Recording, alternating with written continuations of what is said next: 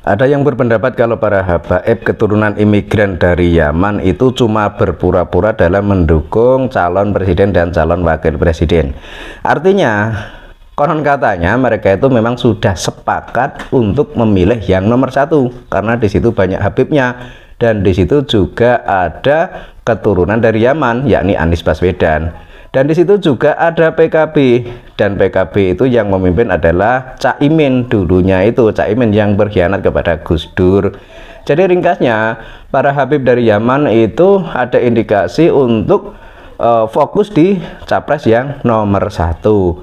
Nah kemudian kenapa yang di nomor 2 dan nomor 3 itu juga ada habibnya? Lah itu menurut informasi, ya entah benar atau tidaknya, itu ternyata cuma pura-pura saja. Jadi seolah-olah mendukung nomor 2, seolah-olah mendukung nomor 3 dan lain sebagainya. Namun apa orientasinya atau intinya itu yang di nomor 1 itu.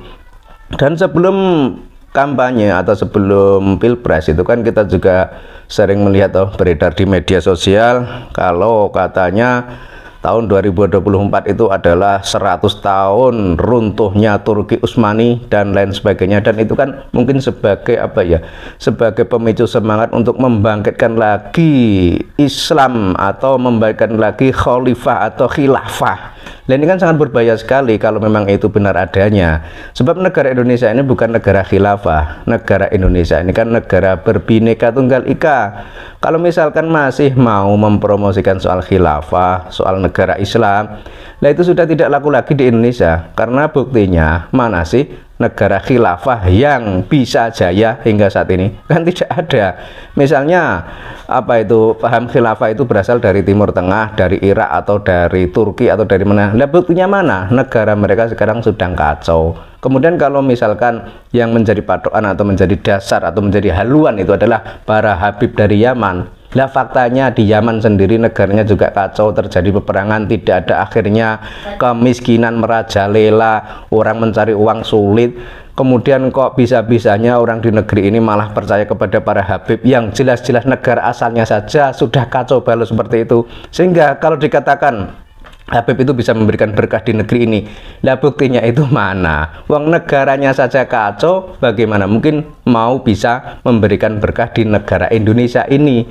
Padahal negara Indonesia ini adalah negara yang sudah jelas dilindungi oleh para wali keturunan Wali Songo, ada juga Wali Songo itu sendiri. Jadi kalau misalkan apa ya istilahnya itu para habib ini kok seolah-olah mau menggeser peran Wali Songo yang ada di negeri ini, ya tentu saja tidak bisa, dan itu sangat berat sekali. Dan makanya soal pelurusan nasab Alawi ini sebenarnya tidak hanya melulu soal apa ya pencemaran nama baik Kanjeng Nabi ya, tapi ini kan masa depan bangsa ini juga dipertaruhkan. Artinya kalau mereka ini para habib dari Yaman ini mengaku sebagai cucu Nabi padahal tidak punya bukti dan semua tidak terverifikasi, ini kan sama saja merendahkan Kanjeng Nabi. Ini sama saja menghina Kanjeng Nabi. Kemudian yang kedua, tentang paham atau aliran yang diajarkan oleh beberapa oknum habib itu kan sangat berbahaya sekali bagi keutuhan bangsa ini. Karena kita juga tidak lupa kejadian beberapa tahun yang lalu ketika ada oknum habib demo kepada pemerintah, kemudian memprovokasi rakyat agar benci dengan pemerintahan yang sah. Nah ini kan bisa menimbulkan gejolak dan juga bisa menimbulkan pemberontakan. Nah ini sangat berbahaya. Kemudian ada juga desas-desus isu tentang khilafah. Nah ini apa-apaan. Makanya bagi rakyat Indonesia hal-hal seperti ini harusnya diwaspadai. Jadi jangan lagi lah seperti dulu. Kalau dulu mungkin orang itu banyak yang percaya bahwa Habib adalah keturunan Kanjeng Nabi, sehingga apapun yang dilakukan oleh Habib, apapun yang dikatakan oleh Habib itu dianggap semua itu benar dan harus dilaksanakan.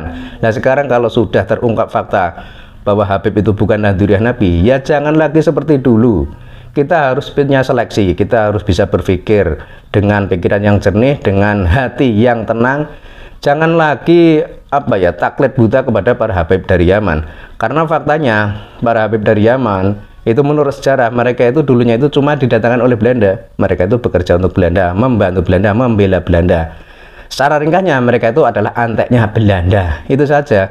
Kemudian kalau di Indonesia atau di negara kita atau yang dulu masih bernama Nusantara, sebelum kedatangan para imigran dari Yaman itu sudah banyak walinya. Mereka ada Wali Songo dan keturunan Wali Songo. itu sudah jelas terverifikasi bahwa mereka itu adalah keturunan Kanjeng Nabi. Sehingga kalau misalkan orang di negeri ini kok berkiblat kepada Habib cuma gara-gara percaya bahwa mereka adalah keturunan Kanjeng Nabi, nah itu adalah salah kaprah. Sebab yang keturunan Kanjeng Nabi yang benar yang ada di negeri ini itu adalah Wali Songo dan Duriah Wali Songo. Jadi bukan para habaib dari Yaman.